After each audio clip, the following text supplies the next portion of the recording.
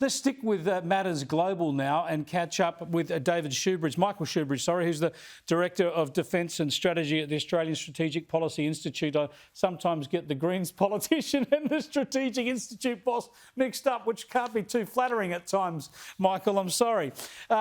Let's talk about China first up. Interestingly, reports coming out today that the National Intelligence Advisor in Washington has publicly decreed that the number one strategic threat to the US is China.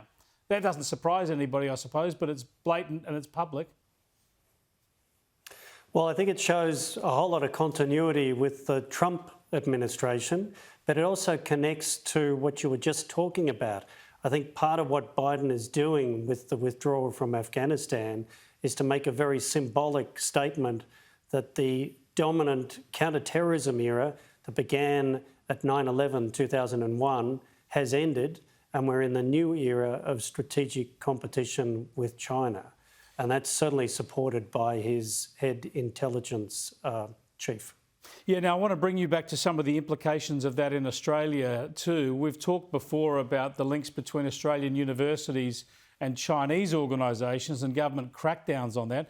Interesting revelations from the University of Adelaide in South Australia, where it's been revealed that they've knocked back a bunch of lucrative research funding projects from China because of concerns about security and defence links. Should we be pleased that these relationships have been broken, or does this demonstrate just what we're up against, just how many attempts there are to build these links?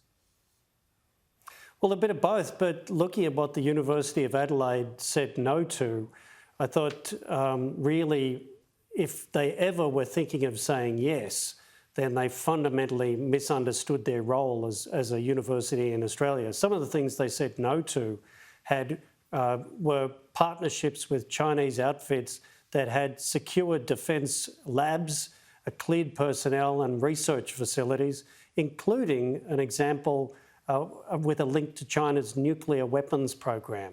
So it's taken COVID, stopping the flow of Chinese foreign students, and China being coercive against Australia on our trade to wake some of the universities up.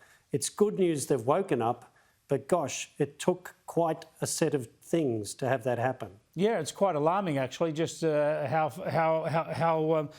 much was going on and the depth of which it was operating. Because this is happening in Adelaide and we've seen that massive consulate built in Adelaide and concerns about that, does that show us that there is a particular interest from China in Adelaide because of the defence spending and research that continues to go on in that city?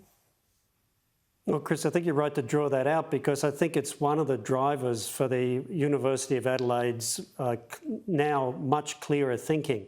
I heard Peter Hoy from the university talking about, well, maybe how we used to look at things, that there was shared benefit for all of humankind from all these research partnerships.